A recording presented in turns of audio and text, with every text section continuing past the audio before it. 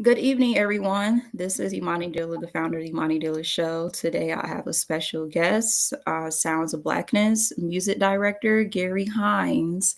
He is live on my YouTube podcast channel because he's going to talk about the history of Sounds of Blackness, how everything started. But first, I want to talk about his hometown, Yonkers, New York. And after he get done talk about his hometown, he's going to talk about the history of Sounds of Blackness. All right. It's all yours. Well, first of all, on behalf of Sounds of Blackness, thank you for having me, Queen Amani. We really appreciate I'm that. honored. I'm Yes, honored. the honor and privilege and pleasure are all ours. And yes, I'm a proud native of Yonkers, New York, or as we would say in New York, we'd say Yonkers. Okay, but born and raised in Yonkers, the fifth largest city in the state of New York. For those who may not be familiar with Yonkers. Um, Born and raised there, and moved to Minnesota, Minneapolis, where I am now. At age 12, my mother, and the reason that happened, my mother, the late great Doris Hines, was actually a world-renowned jazz singer, and she performed across America and around the world. She was booked while we were still living in Yonkers. She was booked for what was supposed to be just a couple of weeks in the Twin Cities, and wound up getting held over for almost a year because she was selling out shows and all of that standing room only. And so she fell in love with the Twin Cities, as we call it here, Minneapolis and St. Paul, and moved me and my siblings, three boys, three girls, from Yonkers to Minneapolis. And that was like mid 60s, so long time ago. Okay. So tell me the history about Sounds of Blackness and how you met Terry Lewis and Jimmy Jam, one of the best musicians, songwriters, producer. How you met those two great legends. Yes, that actually is directly tied, Queen Amani, to the reason that Sounds of Blackness were formed, and then why the Hines family moved from Yonkers to Minneapolis. What attracted my mother as a jazz singer was one thing, it was a real contrast. It was a very small black population, and it still comparatively is here, but it's bigger now. But it was a very small black population, especially in terms of what we were used to coming from New York. But despite being very small in numbers comparatively, the community then, and it still is now, was very, very active and culturally aware and conscientious, and very prolific politically, academically, politically, musically, and the music and really is what, as I alluded to earlier, what brought her here. So Imani, there were groups here in artists, music groups that were the rival of any Motown group on R&B. There were a great jazz group and artists here, uh, blues. In fact, Jimmy Jam, you mentioned him earlier. Jimmy Jam's dad is in his early 90s. His name is Cornbread Harris. He's a great blues musician, still working. In fact, he's probably gigging tonight. Really? Wow. Yeah, no, it's like that. Wow. I saw him So, on so YouTube with him, with, yeah, Jimmy Jones' dad. Yes, Yeah. yes, absolutely. And Wow. so I say all that, Imani, to say that the reason that the Hines family and that would brought, he's a part of that, to Minneapolis from Yonkers, was primarily that music scene that was such a draw to my mother, the late great Doris Hines, and art. So you mentioned Jimmy Jam and Terry Lewis. Our parents, my mom and Jam's dad, Cornbread, they would occasionally work together. So our relationship with a lot of people think, from the media, and I get it, that Sounds of Blackness relationship with Jam and Lewis began in the 90s when Optimistic came out, the first record and won the first Grammy and all that kind of thing. No, no, no. That was it happened. It started decades before that. So our parents actually, like I say, knew each other, occasionally worked together. In the Wow. '70s, before Prince even evolved, and another friend and brother still isn't real. That he's not with us here in person, but. Um, all those relationships, Imani, go back to like the early and mid 70s. So before the time was known as the time, they were known as Flight Time, which of course Mm-hmm. Jam and Lewis kept that name, as I know and still have that name for their production company and so forth. Um, but we were performing together, Sounds of Blackness, and the Flight Time Band and Prince would be a lot of part of many of the same events, whether it was the annual Miss Black Minnesota pageant or the annual every year. There was a big Black community festival here. Sounds of Blackness would perform, Prince would perform, Flight Time. So a lot of background way before Prince was internationally known and Jam and Lewis were internationally known.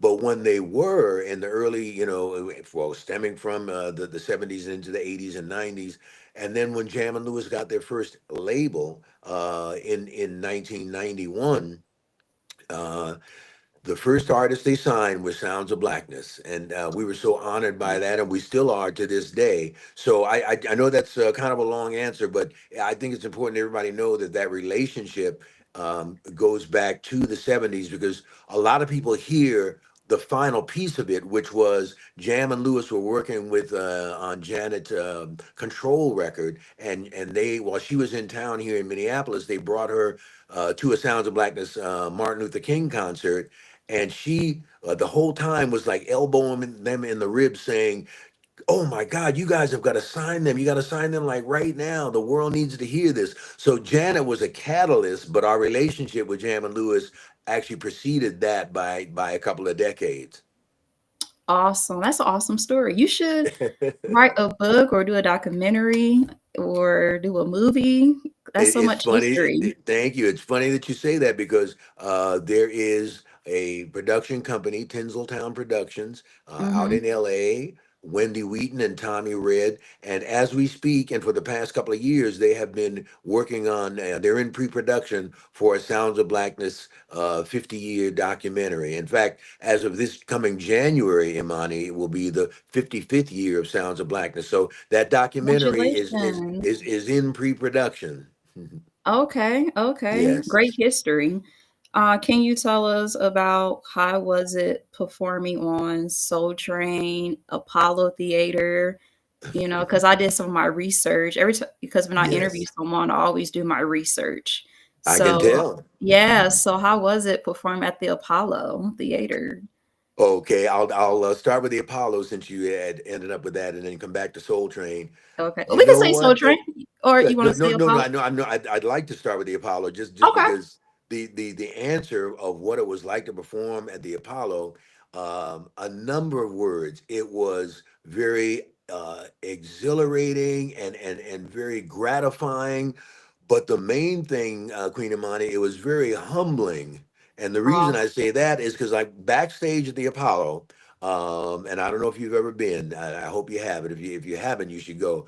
There's like a wall of respect, they call it, where there's like all these hundreds and hundreds of signatures. But I mean, people that sign the wall. I mean, I'm talking Duke Ellington, Cab Calloway, Sammy Davis Jr., Ella Fitzgerald. I mean, the names just go on. This all these, and so when you look at that, and that's right in the hallway as you're walking to go on stage, and so you're looking at all these names, and so the overwhelming feeling is like, oh my God, we are not worthy. Look at these names, kind of, and we signed our name to the wall, kind of thing. But I mean, so it was very emotional, but also very humbling as well to see those names right as you're walking on stage, and knowing the Apollo audiences is like, you better bring it, or else you're gonna hear about it.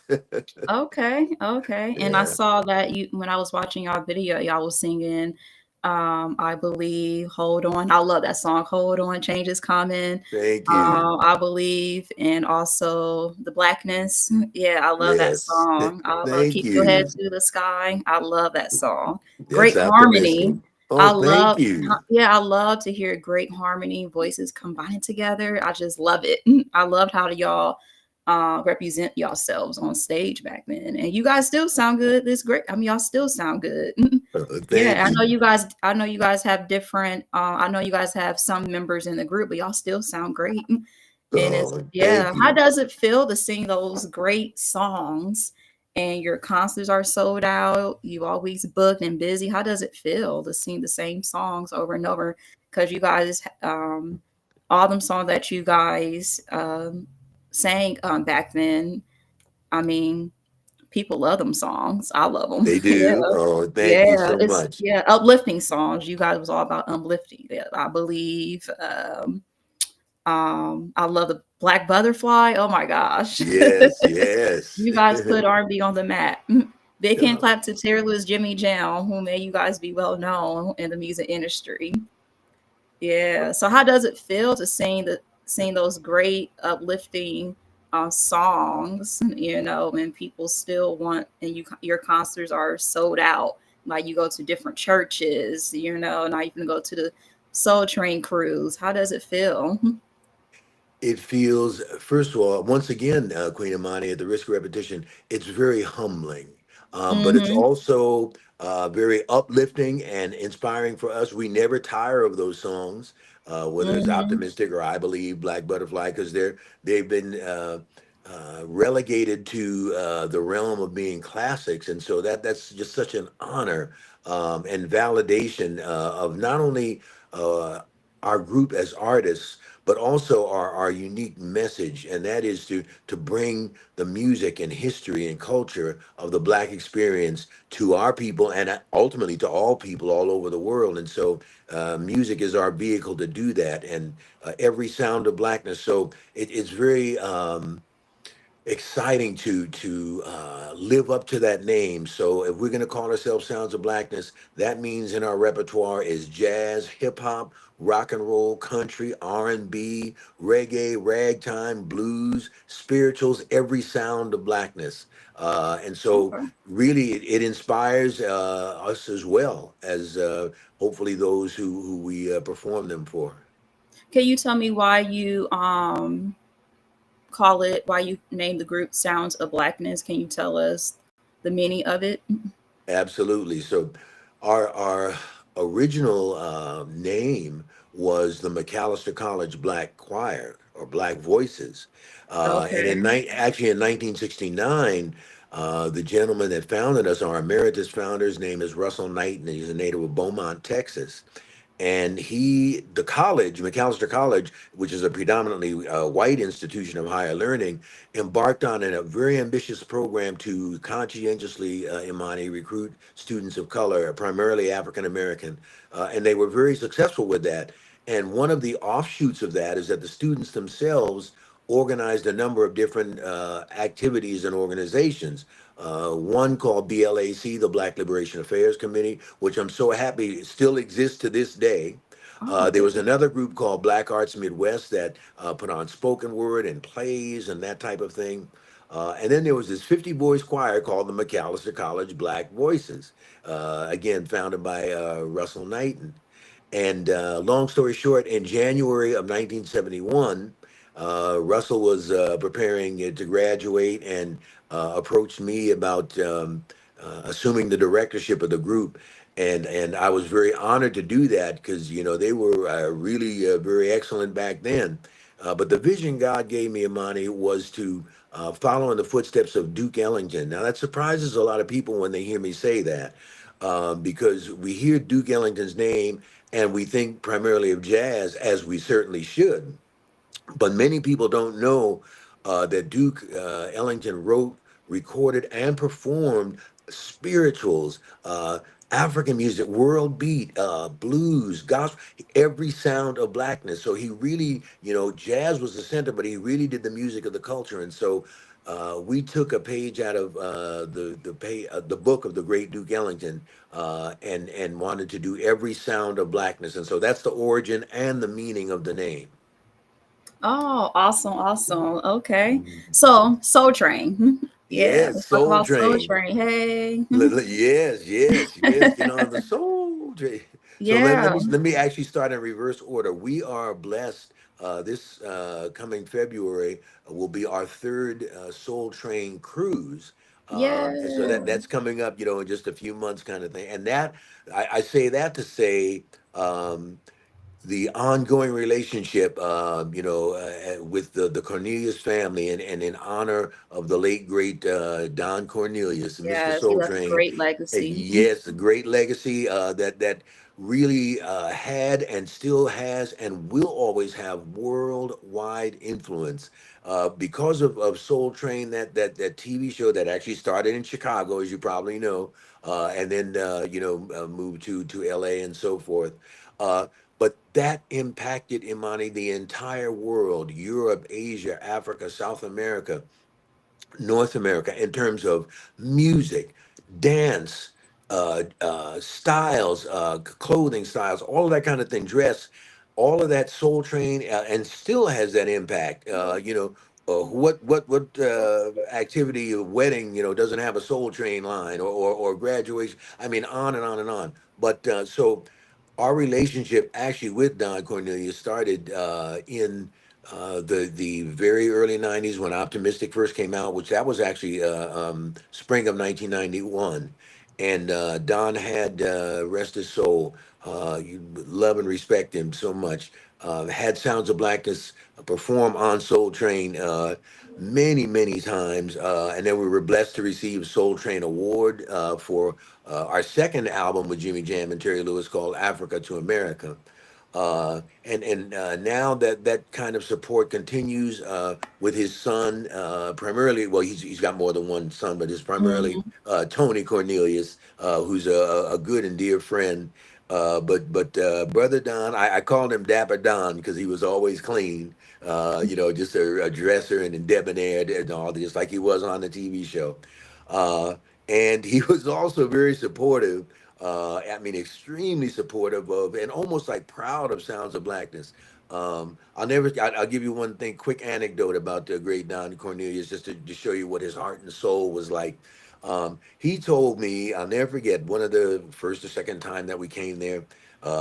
He said, Brother Hines, I just love the Sounds of Blackness. He said, whenever y'all are in LA, you stop by the train, meaning Soul Train. And I said, Mhm. yeah, yes, sir, Mr. Carney, we'll do that. So fast forward ahead, like a year or so ago, we were in LA for some event, and we were just kind of in and out kind of thing. And I was like, okay, so, not going to go to the Soul Train.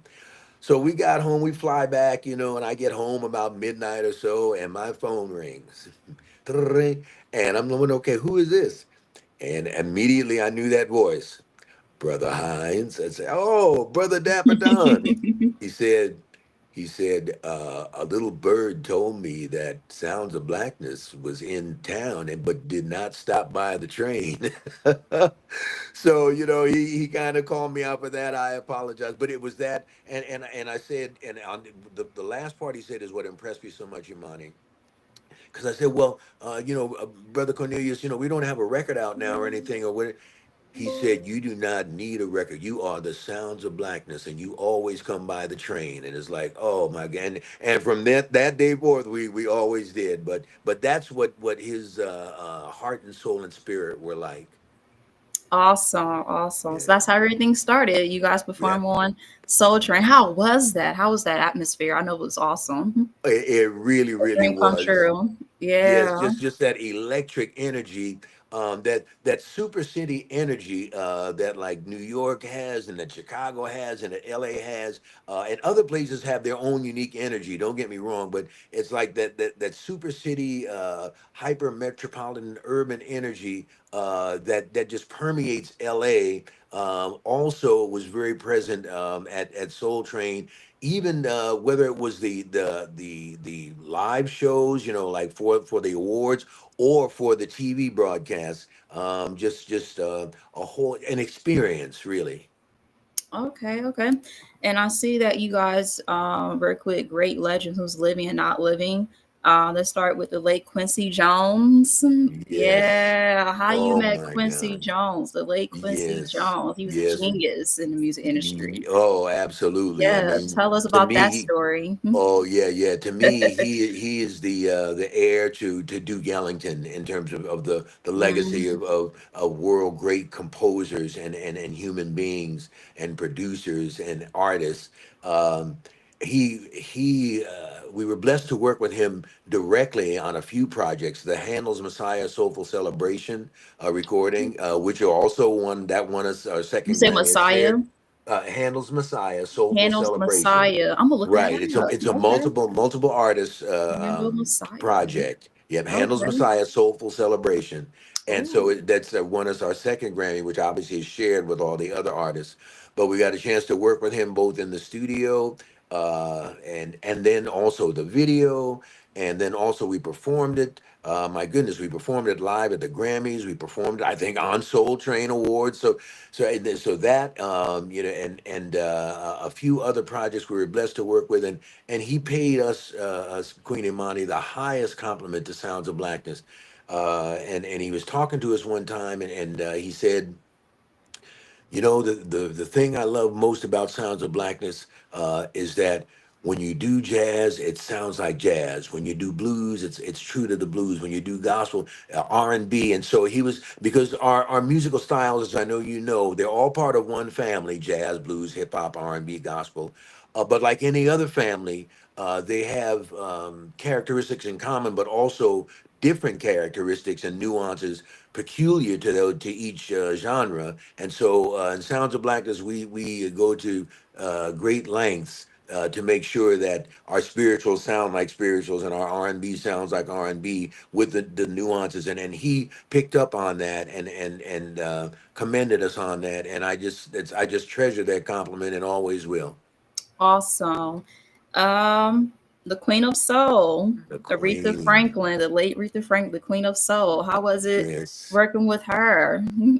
Just absolutely amazing. We got to Wow. perform, my goodness, a few times with her. The primary one was on the Grammys with the late great Luther Vandross. Yeah, Luther. I know. We were in heaven. We were just, I mean, it was just amazing. Yeah. And I'm And not surprised. You guys sounded Blackness. Y'all put R&B on the map. And y'all was working with two oh great no. producers, Terry Lewis, Jimmy Jam. It don't get better Yes, than that. they are the Yeah. greatest. Yeah. So Aretha Franklin. Wow. Yes, yes, she the Queen of Soul, and I mean the undisputed Queen of Soul, and by the way, she took that title like very, very, very seriously. Trust me. And I had a few heart to heart, in depth conversations with her, and one of the things that she brought out.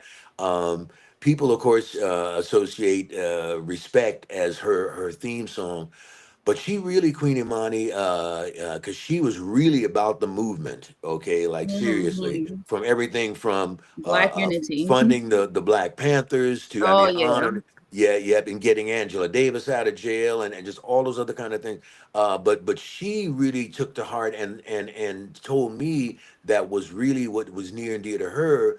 She liked Respect, but to be young, gifted, and black, in terms of that of a song, a theme kind of thing. And so I just wanted to share that as well. Awesome. The late Michael Jackson, the king of pop. The Yeah. King of Pop. I Yeah, wasn't and in working with fact, him. Also. real interesting history with that, because speaking of the 70s, Queen Imani, and I'm Hmm. sure you've seen like the Michael Jackson, or the Jacksons TV movie kind of thing. And one of the scenes in there, they do depict when they were here in the Twin Cities, where the crowd rushed the stage, the city where, and Mike's arm got broken or twisted or something kind of thing, because that was Minneapolis. Sounds of Blackness actually opened for them before Wow. anybody knew who we were, kind of thing. Yes, right here in the Twin Cities. At the St. Paul Civic Arena is what it was called at the time. I think the name has changed now. Um, but so that goes back, and another funny story that probably nobody's ever heard. After the performance, and of course, when we were backstage, you know, with the Jackson Five, and they were hungry. They didn't like the catering, you know, the kind of Midwest Scandinavian food, whatever that they had backstage for them. You know, God bless them. And so our bass player at the time, Eugene Stump, a native of New Orleans, volunteered to go and get them some soul food. So he went to a soul food place here, drove, and picked it up from a place here called Ted Cook's. Ted Cook's is still open. A great soul food and barbecue place, and brought back, Okay. for Michael and Tito and Jermaine, just all the crew, some Ted Cooks, and they were very grateful. I bet some of them will remember that to this day. So they wanted soul food. Yeah, they right. Yeah, There's they nothing from but Gary, Indiana. soul food. And Yeah, we want soul they food. don't want no Minnesota hot dish. Right. Shoot. Yeah, If you're a yeah. black person, you want soul food. See what I'm saying? Yeah. And one more person comment. I see you guys new comment too. Yeah. Yes, I'm glad you mentioned Common, Queen Yeah, Amani. Just comment. Yes, just a friend, brother, monstrous artist. We've been blessed to perform with him a few times now. The two real, the most impactful ones, Queen Imani, for the oh my goodness, the 400-year anniversary of the 1914 project kind of thing, the 1619 project, excuse me, and that was in Virginia, where the first slave ships came in, right there, and that's where that 400. So it was Common and Sounds of Blackness, and that was just extra special and just such an honor. I mean, they could have gotten any and everybody to do that, but it was Common, it was Sounds of Blackness, and then right up there with that, Imani, just a few years ago was the 1 year anniversary of the murder of George Floyd, which, as you Mm. know, happened here in Minneapolis. Maybe what you don't know is that George Floyd was murdered, Imani, just 5 blocks from where Sounds of Blackness rehearses at, in the heart of the Black community. So in a lot of ways, we were so close to it. I mean, he worked out at the gym that I used to work out at. I mean, just a lot of connections like that. But Wow. with the 1 year anniversary of his murder, and at George Floyd Square outdoors, and we were blessed with beautiful weather. Thank the Lord for that. And I mean, like thousands of people. And once again, it was Common and Sounds of Blackness. So you're near and dear to that brother, and we appreciate him. Wow. Wow. Yeah. Wow. Thank you for sharing the story. And also, every song have a story, like Yes. we listen to, dance to. Tell me the story about Hold On, Change is Coming, and also um what is it, Upstick? Yeah. Hold On, Change is Coming, and also I see you guys got a song called Woke. Yeah, I like that. I Yes. love that video. That video was awesome to watch. Oh, thank And Quan you. Howe, he was the lead singer. I mean, I love that Yes. video. But tell me about yeah, Hold On, Change is Coming. That's like one of my Okay. favorite songs. I love that song. Oh, And thank you. I saw on Instagram you guys performed that, you guys were singing that song at Trinity Yes. Church in That's right. Chicago. Pastor Yeah. Otis Moss. Yeah, just a few weeks ago. Yeah. Yes. So tell me about that story. Hold On, Change is Coming. What? Yeah. It's again, once again, it's so funny that you mention that, because the Mm-hmm. writer of that is our assistant director, brother Billy Steele. And I read it what I say. It's so funny. I literally hung up just from a call from him right before this interview, like by a few minutes. Um, Mm-hmm. but Billy Steele and co-wrote that song with Levi Caesar. If that name rings a bell, that Levi is the guitarist for New Power Generation for Prince. So um, Levi and Billy Steele, along with you hear that line from Do Wah Diddy, the bass line, do do doom doom doom doom do do doom. That's Mm-hmm. so Roger Troutman, the late great Roger Troutman, another one who we've lost. So those were the three primary writers of Hold On, Change Is Coming, and they wanted to give the feeling and the message and the meaning of optimistic, but with a different twist on it, and coming from another place. So optimistic says you can win as long as you keep your head to the I sky. So love that's that song. I love right. that. Yeah, Yeah. that's Jimmy Jam and Terry Lewis. Yeah, Yeah. that was your national anthem song. Right, A right. national anthem song. And speaking of Common, Yeah. That'd Common be an redid. awesome anthem song. Yes, Common redid it with Brandy, Hmm. and Robert Glasper. and Chance the Rapper. So a lot of Chicago and Minneapolis connections there. But yeah, so Billy Steele, again, our assistant director, and Levi Caesar of the New Power Generation, and who also is an extended Sounds of Blackness member. They collaborated on that song and with the bass line from Do I Diddy, Roger Troutman. Roger, how was it working with the late Roger Troutman? Because he was a genius too. Yeah. Musical genius, and you see me Yes. smiling because as brilliant as Roger was, he was equally hilarious. I mean, just Yeah, I heard absolutely. stories. He was hilarious. He was I mean, brilliant genius, like you say, musical, but just hilarious. I mean, just kept us in stitches. Whether it was in the studio or when we did our video shoot was probably like, oh my goodness, 10, 12 hours kind of thing. But Roger still kept everybody in stitches. In fact, I'll tell you this little anecdotal story quickly about Roger, just to show you how funny he was, and I miss him. God bless him. So Roger had a couple of tendencies, Queen Imani, that were in common with Prince. Both of them would call you, had the tendency they would call you at 2, 3 in the morning, like it was Like it's noon. nothing. Yeah, and never Wow. say, is this cool or did I wait? Just start right in the conversation. Now, Wow. uh, Prince was very soft spoken. Roger was very loud spoken. So Roger would call up, 1, 2, whatever in the morning, and oh, they would both always say your full name frequently. So Roger would call up and say, Gary Hines, how you doing? I got a groove for Sounds of Blackness, Gary Hines. I said, Hmm. okay, yeah, right. And not, oh man, it's 2 in the morning. He would just start to play that groove, whether it was 10 or 15 minutes, whatever. But one morning, about 2 in the morning, the phone rings. And of course, it's Roger Troutman. Gary Hines. I said, hey, Roger, how you doing, brother? He said, I just want you to know that I've been praying extra hard for you. And I said, oh, well, thank you, brother. But why is that? He said, because I know what it's like to be in charge of a bunch of Negroes. Mm.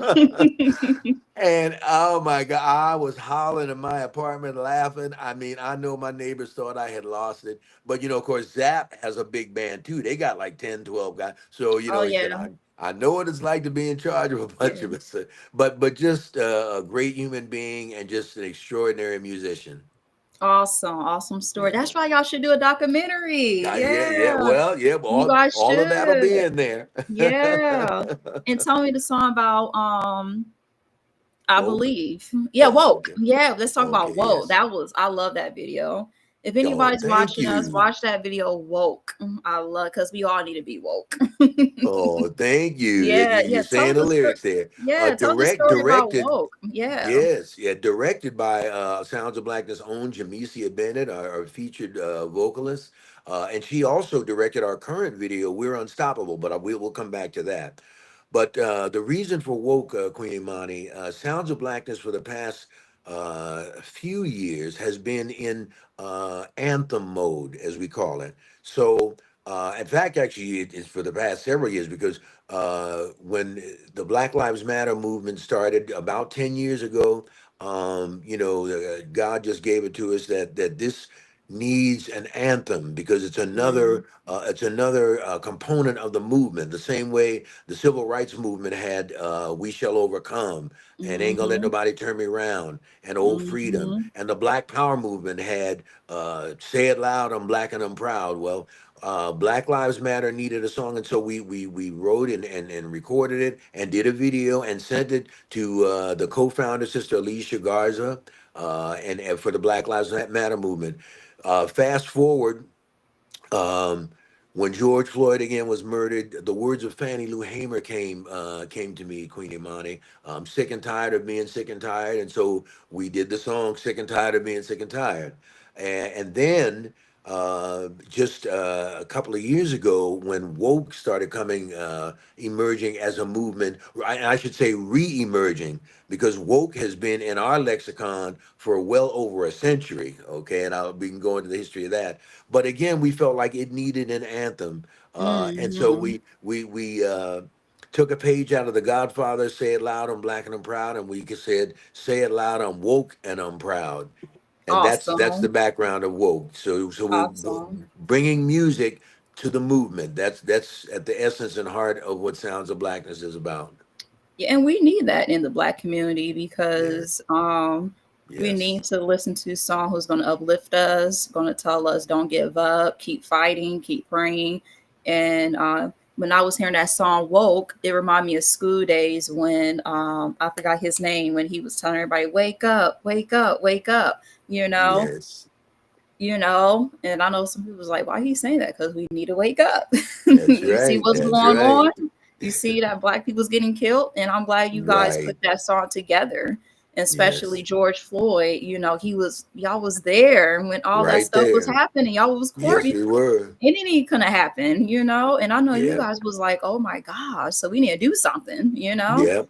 You guys did the same thing what James Brown did when he said, I'm black and I'm proud. Soul Yes. Brother. You guys did the same thing like Sam Cooke, change is coming. Change is You gonna got come. you guys are Yep. you guys are following y'all the ancestors' footsteps. Ancestor energy. You And I know, believe I yes. believe our ancestor was speaking to you in like I believe they were speaking to you in a spiritually way.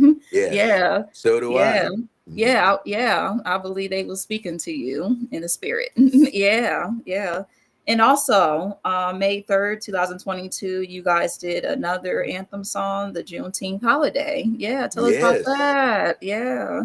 Yes, so you know, Juneteenth again, has been with us, Mm-hmm. since 1865, Mm-hmm.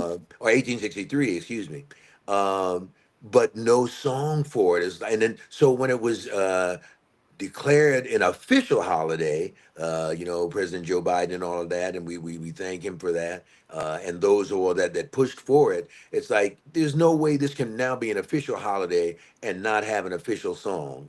And so we could Right. we can't call ourselves Sounds of Blackness and not fulfill that mission and that ministry. And so that's the genesis for Juneteenth celebration. Yeah, when you talk about Juneteenth, you have to talk about Sounds of Blackness. When Oh, you talk thank about you. Wakanda, you have to you talking about Sounds of Blackness. What made you study your black culture? What made you want to be part of the black culture community? That goes back to Yonkers, New York, and Oh, growing up. Yes, yes. My mother's, who I mentioned, the late great Doris Hines, and her side of the family is from Kingston, Jamaica, and so those proud Jamaican who was from African roots. Kingston? My grandmother, so my mom's Your side of the family is Oh, from your Kingston, mom's side of Jamaica. family. Is from Kingston. Wow. And I'm Yeah. sending Prince to Kingston, Jamaica. You guys had that here. Yeah. Yeah, Yes. Kingston, Jamaica. Okay, Kingston. Okay, okay, Yes, yes, and so okay. my point with that, Queen Imani, is that even as children back in Yonkers, um, Mom would teach us African and African American history and pride, and we also, our black churches need to get back to this too. A few of them do, but not enough. Messiah Baptist in Yonkers, New York. Along with the Sunday school classes, there were Black history and African history. So we were groomed as children, and I was even in our adolescence with our culture, with our history, African and African American, and that continued when we moved here to Minneapolis from Yonkers with people like the great Professor Mahmoud El Kadi, who is the father of the R&B artist Stokely. Um, Okay.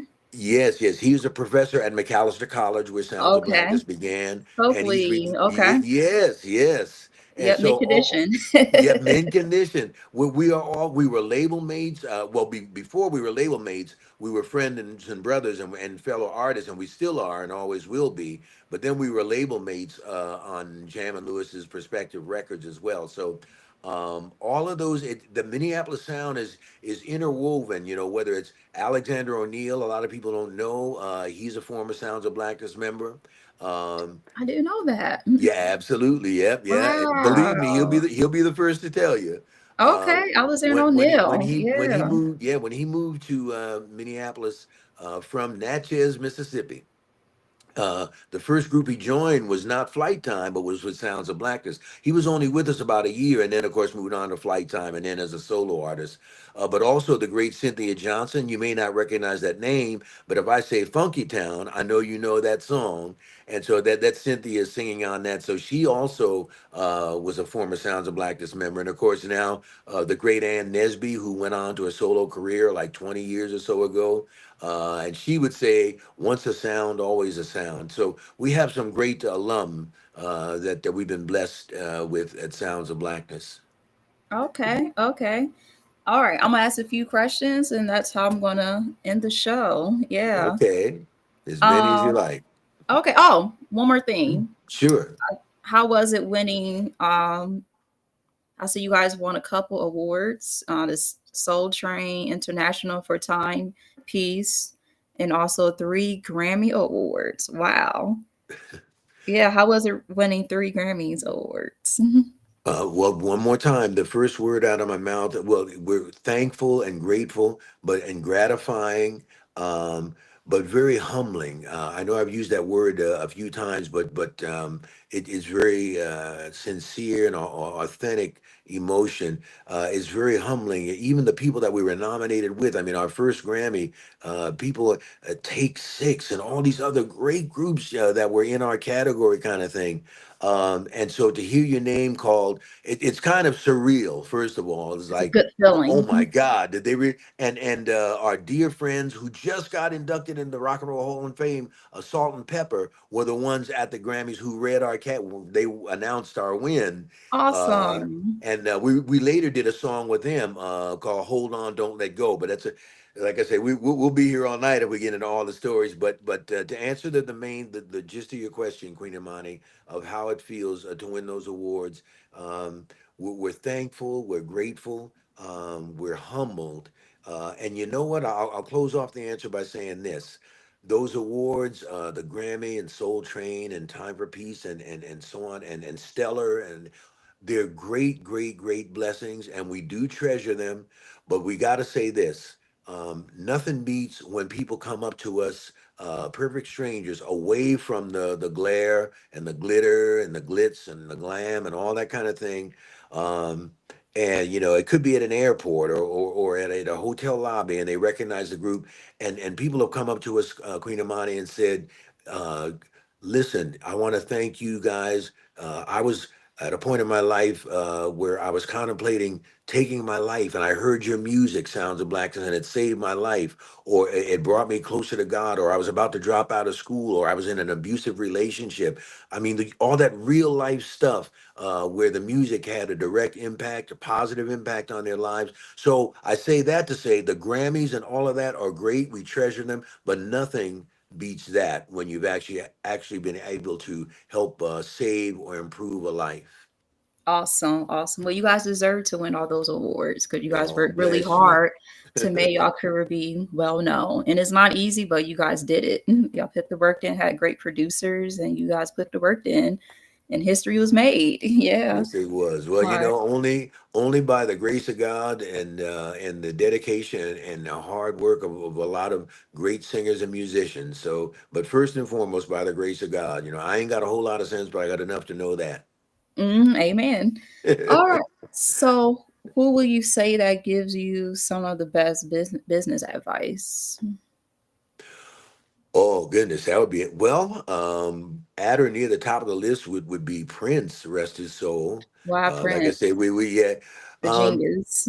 Yeah, Yes, he was a because genius. yes, undoubtedly. No, I mean, that's not even worth arguing yet. So he But was really shy. He was shy working with you guys, or he was. How was Prince? oh, How was it working with? Prince was a lot of things. Okay. Like in terms of the overall media, it's something because it would be misleading. They would say, "Well, he's shy and doesn't have much to say." Listen, when Prince had something to say, he would talk your ear off. Like I say, that phone ring 1 or 2 in the morning, and we some of Wow. our conversations were like hour, 2 hours. I mean, conversations at 1 or 2 in the morning. I promise you. What I mean, so he had a lot to say. In a lot of ways, he was like kind of a regular guy. I mean, big football, Vikings and basketball fan. In fact, he was a great athlete. I think people, have heard like from the Saturday Night Live, skit about basketball. A lot of people thought that that was just kind of made up, but no, he was a great basketball player. So he loved that and loved. So in a lot of ways, kind of a regular guy, kind of a prankster and jokester, in his own way. Um, but very work ethic second to none. We the first soundtrack project recording that we did with him, Sounds of Blackness and Prince, for the first Batman movie, excuse me, with Jack Nicholson.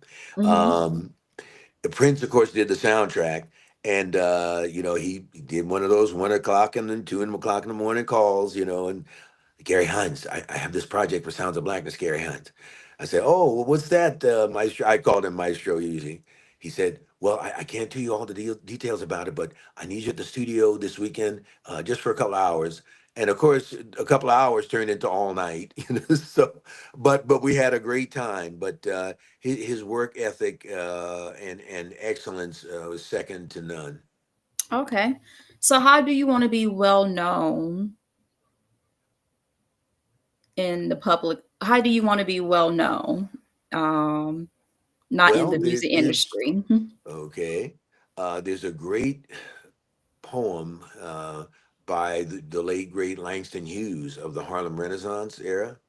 Uh, and I would want to be remembered by the essence of the spirit of the words in one of his many great poems Mm-hmm. called "You've Taken My Blues and Gone." And I'll just give you the Mm-hmm. short version of it. That poem, Queen Amani says, in summary, it says, "You've taken my blues and you've gone. You mix them up on Broadway and you mix them up in operas and fix them so it doesn't sound like me.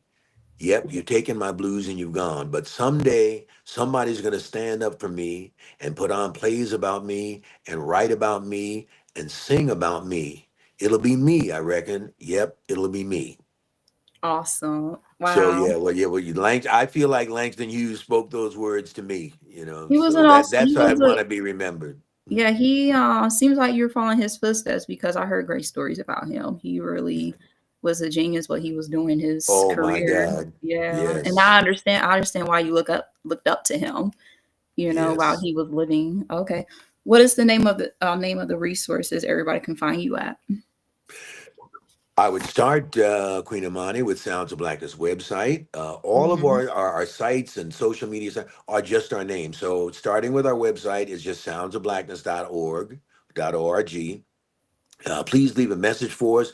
You can buy our music, hear our music, see our videos, look at our bio, all of our contact information at soundsofblackness.org. But we're also on Instagram, Facebook, Twitter, LinkedIn, Snapchat, just under Sounds of Blackness.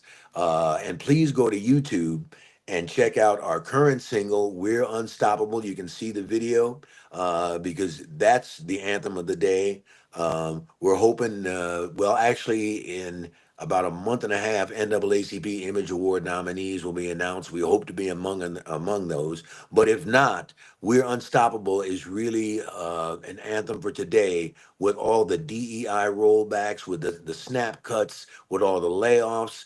But people like Pastor Otis Moss in Chicago and Pastor Jamal Bryant and others have been reminding us that, yeah, we're going through hard times and we're going to be going through some more, but look what we have already come through. The transatlantic slave trade and 4 centuries of enslavement and mass incarceration, et cetera, et cetera, et cetera, Jim Crow. So if we can come through that and not only survive, but thrive, then we know that we're unstoppable. Thank you for sharing your story on the Amani Dilla Show live on my YouTube podcast channel. I enjoyed your story. I really did. Well, the feeling's mutual, and on behalf of Sounds of Blackness, thank you for having me, Yeah. Queen Imani. Thank you. Thank you. I love you. Thank you. Thank you. And I will be waiting for a documentary. I'll be watching. All right, we'll keep you posted. Yeah, yes, and I can't wait when you guys do that documentary because it's going to be an awesome story. Especially you told me some of this. You told me a little bit history, but Yes. yeah. But thank you for sharing your story. Thank you. You're welcome, and thank you, Queen. Yeah, and have fun on the Soul Train cruise. Hey. Yeah, it's Yeah. amazing. If you ever get a chance to go, Hmm. please do. You'll be so glad you did. All right. Thank you. You have a great night. God bless. Thank you. Thank We're you. unstoppable. All right. Make sure you guys look that up and it's available on all platforms. Yes, it is. Make And the sure you video is guys on download YouTube. that song. Yeah. And make sure you also download Woke. Yeah, you Thank guys you. did an awesome job in that video. Y'all did an awesome job. I love how you was playing the drums, and I love how you was Oh, doing that thank being the drum. you. I love that. Yeah. God Yeah, bless I you. love Thank that. you. Thank you. I was honored to have you on the show. The feeling is mutual. All right. Have a good night. You too. All right.